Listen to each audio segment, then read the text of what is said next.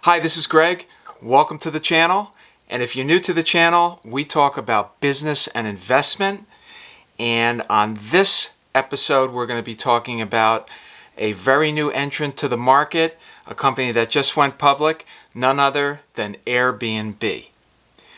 And Airbnb is a company that I'm very familiar with, both on using it to rent properties and also as a host. So I'm anxious to talk about this. I got a lot to say, and it's coming your way right now.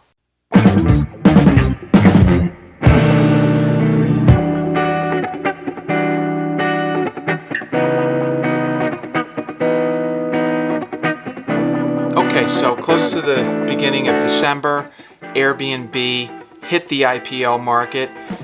It came to the market at $68 a share. It immediately traded up and up to higher and higher heights, and it's gone up and down a little bit since it's been trading, and I thought it would be a good time to talk about the stock since I am familiar with the company both as a user and as a host. So this company has been around for a while, and the name Airbnb has become synonymous with renting out a property on the internet, essentially. And it's become like, I'm going to get a Kleenex or I'm going to Google something.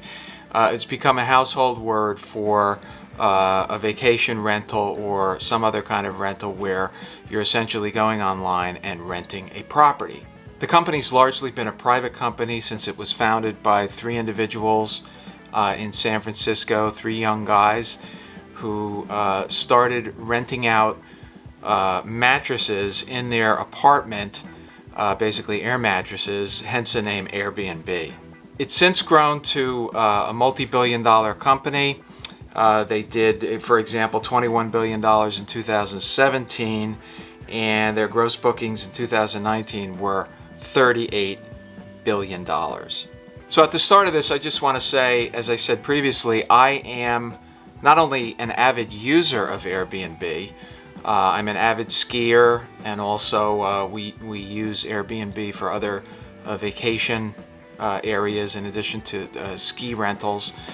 And we're at the stage where we don't even consider renting a hotel room or a lodge, traditional ski lodge. We just go right to the Airbnb and get a whole house. In addition to that, I own a ski house myself in Vermont, which I rent on Airbnb as a host. Now, I have rented for years with a local real estate agent, and I did that up until about 3 years ago when I started renting through Airbnb. And I have to tell you that not only do I get more business, not only do I get as much demand from the market as I really want, because I use it myself quite a bit, but dealing with the company has been extraordinarily easy. The app itself is extremely easy to use, both as a user and as a host, and I am very, very high on the company as a user. Okay, so now to start looking at Airbnb as an investment and as a stock purchase, and really, should you buy Airbnb now? Should you look at it as an investment for yourself? I think the best way to start this is let me start by sharing my screen with you, and we'll take a look at some of the factors that I look at on such a new IPO such as this one. Okay, so let's just take a look at my trading account here, and let's take a look at what the stock did today. And today it is Friday, December 18th. And as you can see over here, the stock closed at $157.30, up 10.25 points, or 6.97%, almost 7% just today. Needless to say, since the stock came public at 68, the stock has been, as most IPOs are, the stock has been quite volatile. You can see here over on the right here, let's go, year to date. You can see here it's it went up as high. I don't know why that's not showing, but you can see it dipped down to 124. It was as high as 165 over here. Dipped down to 121. The current market cap as of the closing today is $15.68. And so this is what we have. So the real question is, where has it been? Where is it going? And where is a prospective entry point that we should look at going into on this? Okay, I think what we'll do now is let's go to a better chart. Let's take a look at this. Let's expand it up a little bit so we can see it better. Okay, and this is the chart basically since it's gone public.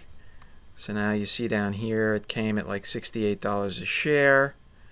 It shot up to, what is this? It shot up to, if I go over here, 145. It dipped down to 125, and now it's up to 157 and change as of December 18th today. So the biggest challenge with these types of stocks, these IPOs, when they come, is that it's very difficult to look at traditional valuation metrics to decide if the stock is fairly valued or not. Obviously, the underwriters thought that $68 a share was fairly valued when it came public. And I think this stock, like most IPOs, was a subject of just, rampant speculation and a lot of buying, early buying that drove the stock up, really with no relationship to valuation at all. So really the question is, where would we come in on something like this? I'm definitely a proponent of buying it, but the question is, where do you come in? And, how do you look at the prospects going forward to decide when to come in on a stock like this? Okay, let's go back to the main view. Okay, so typically, and you've seen on my previous videos, when you have a mature company that has years of earnings and cash flow results, and it's in an established market, and you can look at all the typical valuation metrics that you use in stock investing. You can go through the financial reports and you can pretty much see where you are and make a value judgment on where you should buy the stock. In the case of an IPO like this, you really cannot subject it to standard valuation metrics because the company is still too new, and I would argue that the traditional valuation and profitability metrics that you look at in stocks that are typically compared to Airbnb, like bookings.com or one of the other travel sites, I don't think that's really a valid comparison, because I think that this company is somewhat unique and stands apart from those other companies, including hotels. So I think the first thing I want to do is let's take a look at the recent results and see what they have done prior to going public. All right, so here if we look at the recent results, in terms of nights booked, just to give you an idea, in 2017 there were 186 million nights booked. In 2019 there were 327 million. Okay. Gross bookings, 21 billion in 2017 and 38 billion in 2019. In terms of revenue, 2.6 billion in 2017, 4.8 billion in 2019. So the difference between gross bookings and what they actually earn or book as revenue is the difference between those four numbers. Now, the company had some real challenges in 2020, as all travel and hospitality companies did, which obviously Airbnb is in that category, although separate and distinct in my view. They had a very challenging period during 2020 due to the pandemic, and their revenues were hit 30%, not over a year, not over 6 months, but practically overnight. Now, this was a very challenging thing for the company to go through, but it appears that they have weathered that particular hit, and the fact that they weathered that hit and started to come back quite strongly is what led to them continuing to do the IPO in 2020. And in fact, revenues for 2021 are projected to be $4.5 billion. So the growth is expected to continue. So let's take a look at the growth projections and see where we come out on that. All right, the first point is, over the last 3 years, growth has exceeded 40%. Okay? The total addressable market for their goods and services is $3.4 trillion. This is obviously enormous. So there's tremendous opportunity for growth. Another important thing to keep in mind is that the company embarked on significant cost reductions as a result of the pandemic. They laid off approximately 25% of their staff, and they also shed some non-core businesses. And the result of doing all that gave them a much more competitive cost basis, and that is going to lead to increased profit margins going into 2021. So in my view, I think the conclusion of all this is that they are very well positioned for a dramatic turnaround in 2021 as the rest of the travel and hospitality industry continues to improve. But I think there are some very significant advantages that they will have over traditional hotels going forward. I think one of the main points to keep in mind is that this pandemic that we've all gone through, I think will permanently change certain habits, not only for business but for individuals. And I think that Airbnb and the idea of renting your own either apartment or house in isolation will have an appeal to people as they try to remain conscious of spreading disease and things of that nature going forward. I think there will be a permanent change in people's buying habits in this regard. I also think, being a user and also a host, that the usability of the platform and the functionality of the platform is really, really attractive to people when they're either traveling or, in the case of being a host, when you're trying to rent out your property. The other thing that I really like about this company is because it's basically an online platform where they don't own a lot of expensive assets like hotels do, it's going to long-term be much more profitable than something that has to own brick and mortar assets and be able to rent them out in order to make a profit. Their cost basis is going to be a lot lower, and they don't own any of these assets. They're just sort of the middleman, and as a result, it is a platform that can grow very rapidly, and it's also a platform that I think can be extremely profitable. So before we go on, let's take a look at this clip that I have of Brian Chesky, who is the CEO of Airbnb. He's being interviewed on CNBC. And let's take a look at this, and then I'll come back and make some further comments. Take it away.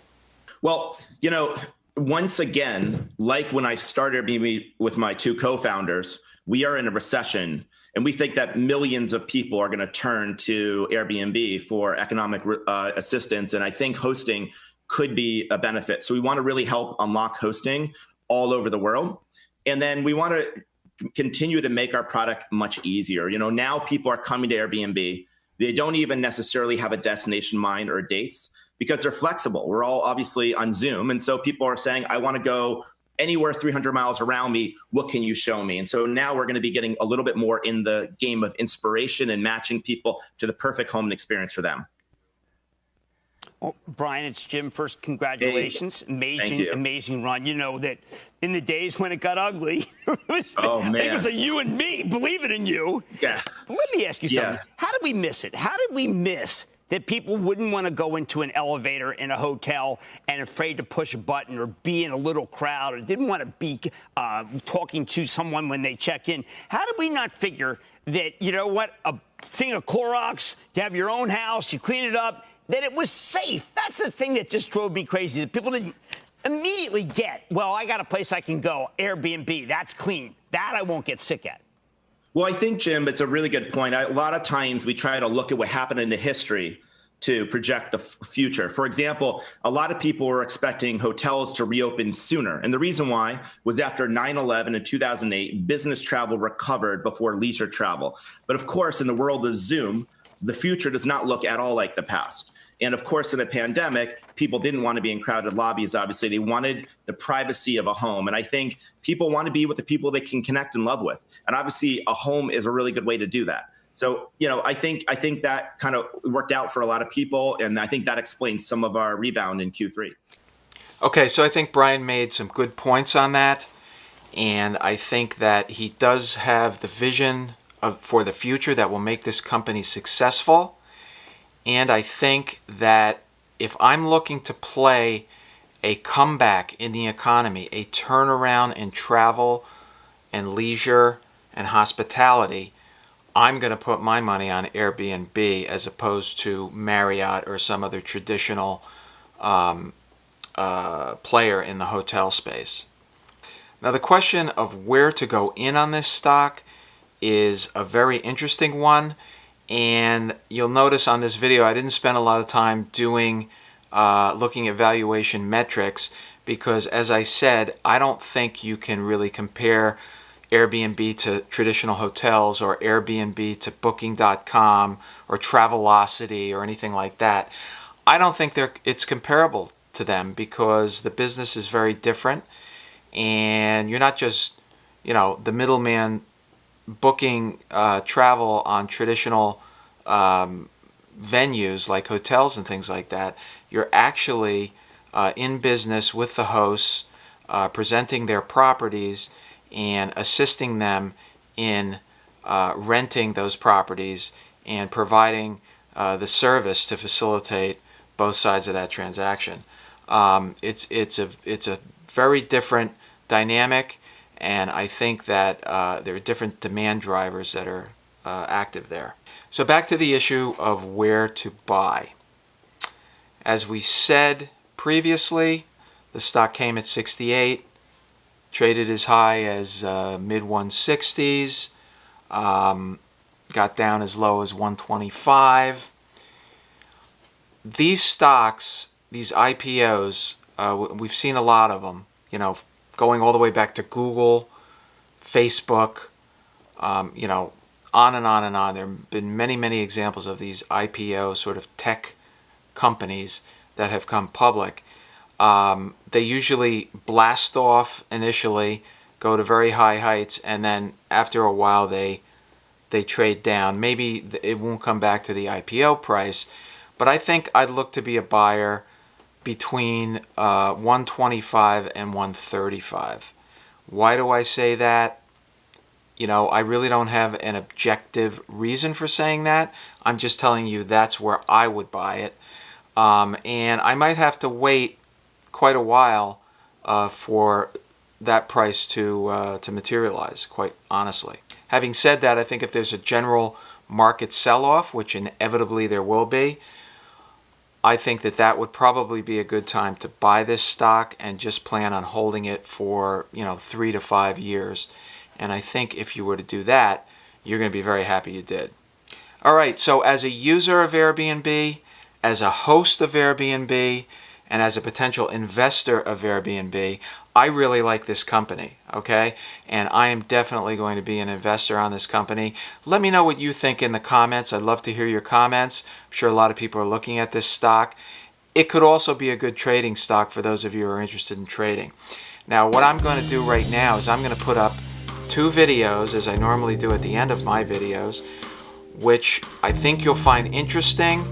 They are further companies that I've recommended on this channel. They've all done very, very well from the time I invested in them and the time that I recommended them.